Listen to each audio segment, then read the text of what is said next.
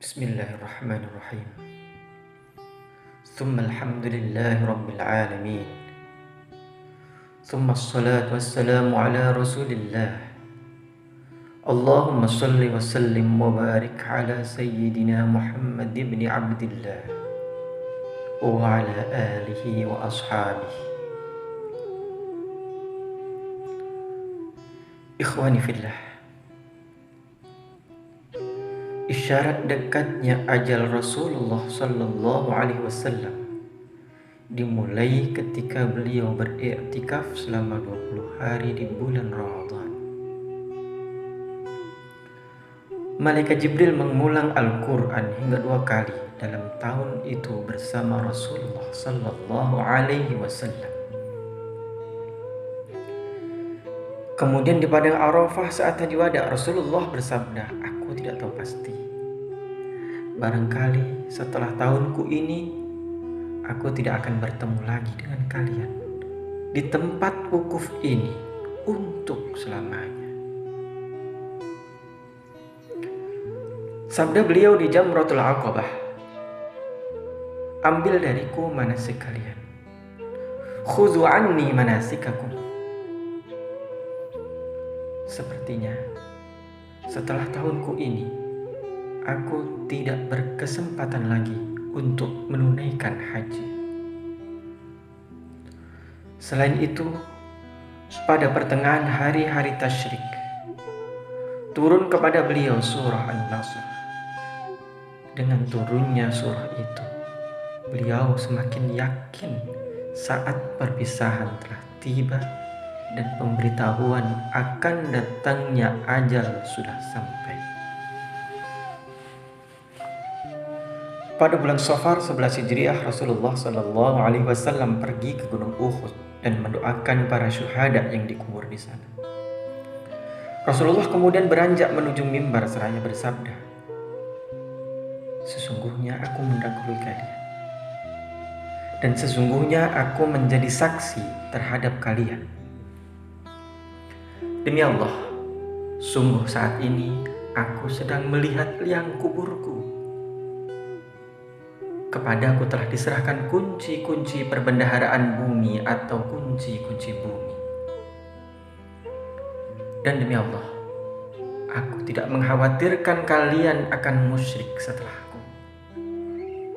Akan tetapi, yang kutakutkan adalah kalian akan berlomba-lomba mendapatkan kunci-kunci itu."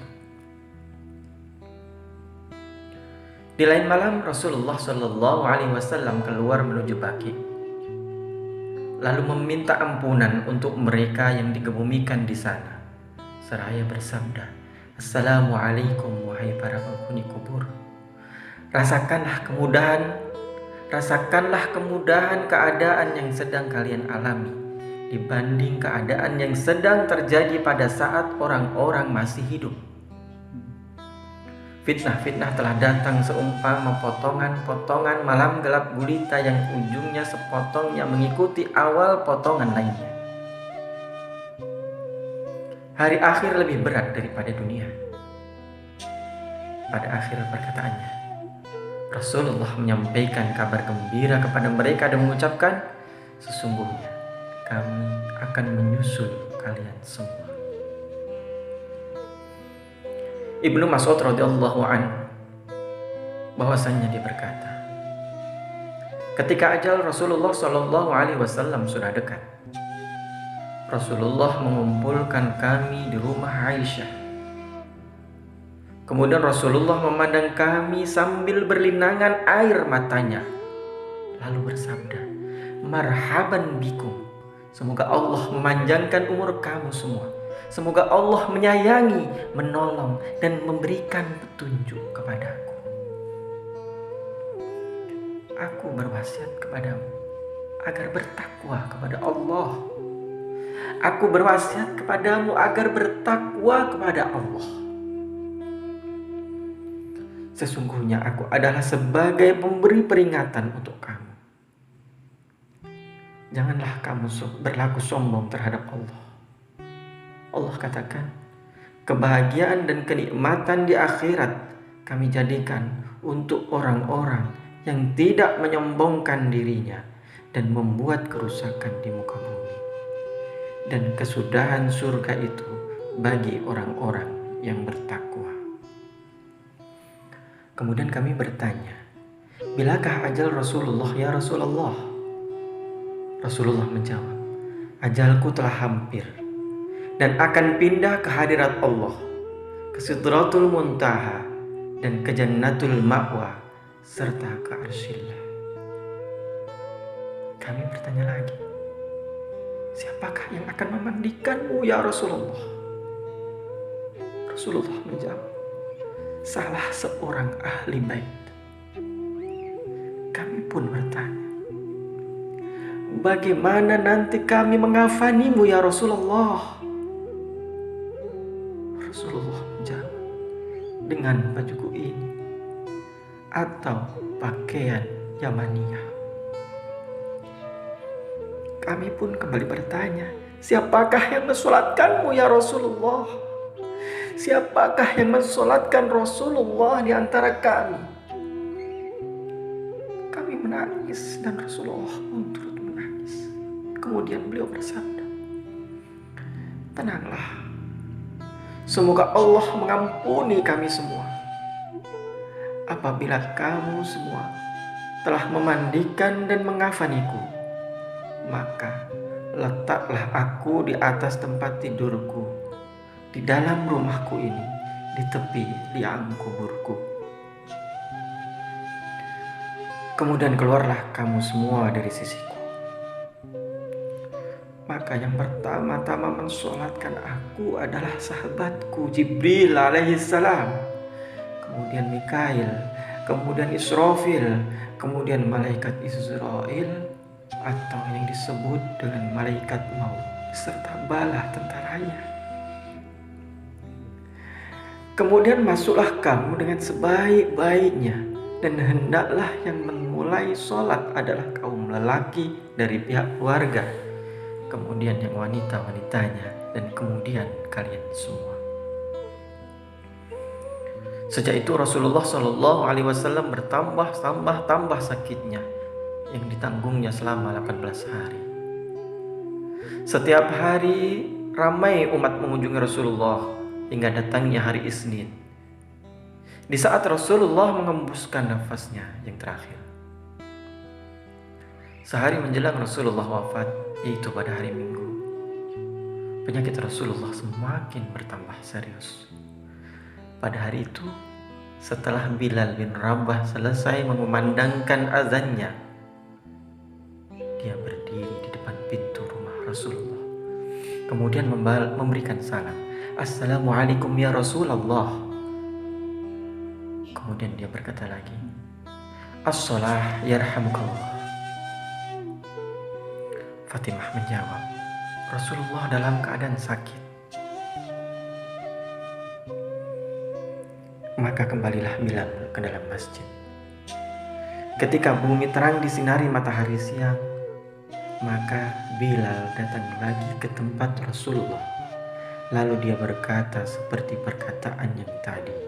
Kemudian Rasulullah memanggilnya dan menyuruh dia masuk. Setelah Bilal bin Rabah masuk, Rasulullah bersabda, saya sekarang berada dalam keadaan sakit.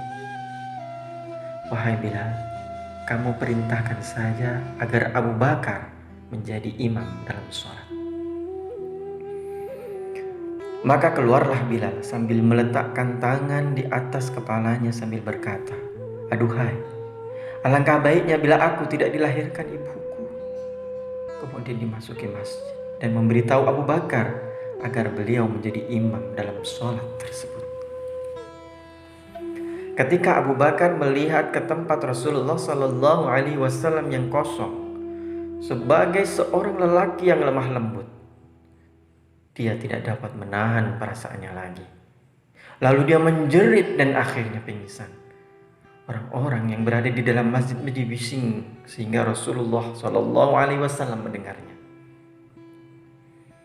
Rasulullah bertanya, wahai Fatimah, suara apakah yang bising itu? Fatimah menjawab, Orang-orang menjadi bising dan bingung karena Rasulullah tidak bersama mereka.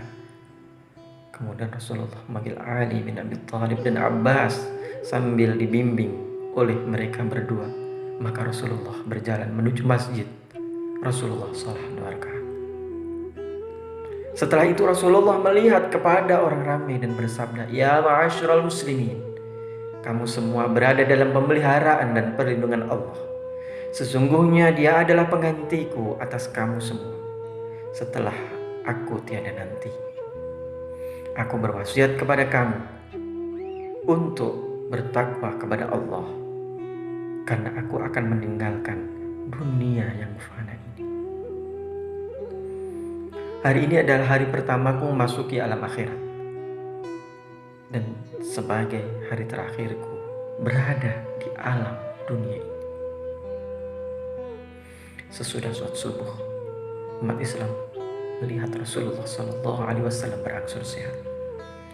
Panglima Usamah bin Zaid mohon diri pada Rasulullah pergi berangkat melaksanakan tugas yang diberikan Rasulullah kepadanya.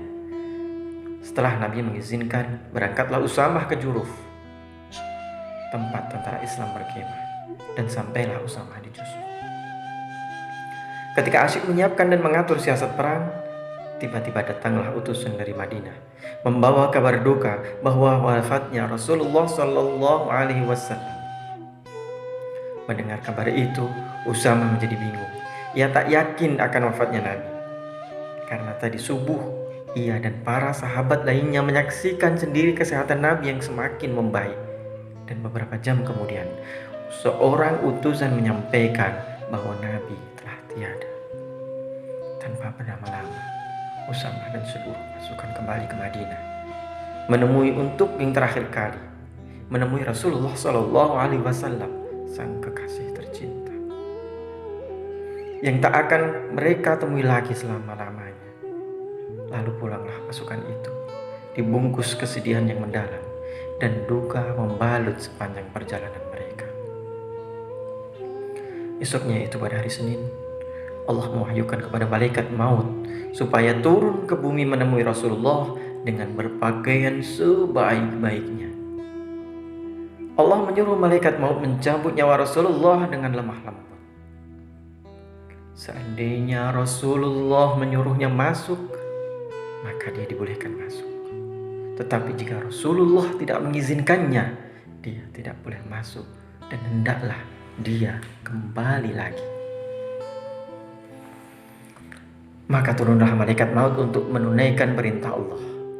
Dia menyamar sebagai seorang biasa. Setelah sampai di depan pintu tempat kediaman Rasulullah, malaikat pun berkata, Assalamualaikum wahai ahli rumah kenabian, sumber wahyu dan risalah. Fatimah pun keluar menemuinya dan berkata kepada tamunya, Wahai Abdullah, wahai hamba Allah, Rasulullah sekarang dalam keadaan sakit.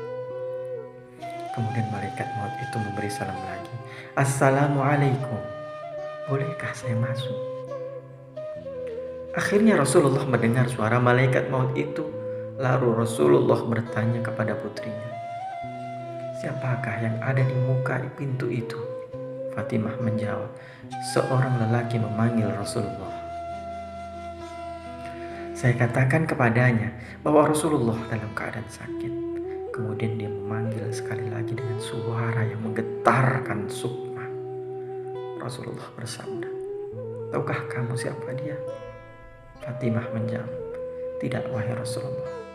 Lalu Rasulullah menjelaskan, wahai Fatimah, dia adalah pengusir kelezatan, pemutus keinginan, pemisah jamaah dan meramaikan kubur. Kemudian Rasulullah bersabda, masuklah wahai malaikat maut. Maka masuklah malaikat maut itu sambil mengucapkan Assalamualaikum ya Rasulullah. Rasulullah pun menjawab, Waalaikumsalam ya malaikat maut. Engkau datang untuk berziarah atau untuk mencabut nyawaku? Malaikat maut menjawab, saya datang untuk ziarah sekaligus mencabut nyawa. Jika Tuhan izinkan akan saya lakukan, jika tidak saya akan pulang. Rasulullah bertanya, wahai malaikat maut, "Di mana engkau tinggalkan Jibril?" Jawab malaikat maut, "Saya tinggalkan dia di langit dunia." Baru saja malaikat maut selesai bicara, tiba-tiba Jibril datang lalu duduk di samping Rasulullah. Maka bersabdalah Rasulullah, "Wahai Jibril, tidakkah engkau mengetahui bahwa ajalku telah dekat?" Jibril menjawab, "Ya, wahai kekasih Allah." Seterusnya Rasulullah bersabda, "Beritahu kepadaku, wahai Jibril, apakah yang telah disediakan Allah untukku di sisinya?" Jibril pun menjawab, bahwasanya pintu-pintu langit telah dibuka, sedangkan malaikat-malaikat telah berbaris untuk menyambut rohmu. Rasulullah bersabda, "Segala puji dan syukur bagi Tuhanku. Wahai Jibril, apalagi yang telah disediakan Allah untukku?" Jibril menjawab lagi, bahwasanya pintu-pintu surga telah dibuka dan bidadari-bidadari telah berhias. Sungai-sungai tengah mengalir dan buah-buahnya telah ranum. Semuanya menanti kedatangan Roh. Rasulullah bersabda lagi, "Segala puji dan syukur untuk Tuhanku." "Beritahu lagi, wahai Jibril, apalagi yang disediakan Allah untukku?" Jibril menjawab, "Aku memberikan kabar gembira, Tuhan. Tuhanlah yang pertama-tama diizinkan sebagai pemberi syafaat pada hari kiamat nanti." Kemudian Rasulullah Shallallahu Alaihi Wasallam bersabda, "Segala puji dan syukur aku panjatkan untuk Tuhanku." "Wahai Jibril, beritahu kepada aku lagi tentang kabar yang menggembirakan aku." Jibril bertanya, "Wahai kekasih Allah, apa sebenarnya yang ingin Tuhan tanyakan?" Rasulullah menjawab, "Tentang kegelisahanku. Apakah yang akan diperoleh oleh orang-orang yang membaca Al-Quran sesudahku? Apakah yang akan diperoleh oleh orang-orang berpuasa pada bulan Ramadan sesudahku? Apakah yang akan diperoleh orang-orang yang berziarah ke Baitul Haram sesudahku?" Jibril menjawab, "Saya membawa kabar gembira untuk Rasulullah. Sesungguhnya Allah berfirman, Aku telah mengharamkan surga bagi semua nabi dan umat sampai engkau dan umatmu memasukinya terlebih dahulu." Maka berkatalah Rasulullah, "Sekarang tenanglah hati dan perasaanku." Wahai malaikat maut, dekatlah kepadaku. Lalu malaikat maut pun mendekati Rasulullah. Ali bertanya, "Wahai Rasulullah, siapa yang akan memandikan Rasulullah dan siapa yang mengkafaninya?" Rasulullah menjawab, "Adapun yang memandikan aku adalah engkau, wahai Ali, sedangkan Ibnu Abbas menyiramkan airnya, dan Jibril akan membawa hanut minyak wangi dari dalam surga." Kemudian malaikat maut pun mulai mencabut nyawa Rasulullah. Ketika roh Rasulullah sampai di pusat perut, Rasulullah berkata, "Wahai Jibril, alangkah pedihnya maut." Mendengar ucapan Rasulullah itu, Jibril memalingkan wajahnya. Lalu Rasulullah bertanya, "Wahai Jibril, apakah engkau tidak suka memandangku?" Jibril menjawab, "Wahai kekasih Allah, siapakah yang tak sanggup melihat muka Rasulullah?" Sedangkan Rasulullah sedang merasakan sakitnya maut. Akhirnya roh yang mulai itu meninggalkan jasad Rasulullah. Maka wafatlah manusia mulai itu pada usia 63 tahun. Semoga Allah senantiasa mencurahkan salawatnya kepada baginda Nabi Muhammad sallallahu alaihi wasallam dan memuliakannya dan mengagungkannya. Allahumma salli wa sallim wa barik ala sayyidina Muhammad. Allahumma salli wa sallim wa barik ala sayyidina Muhammad. Allahumma salli wa sallim wa barik ala sayyidina Muhammad wa ala alihi wa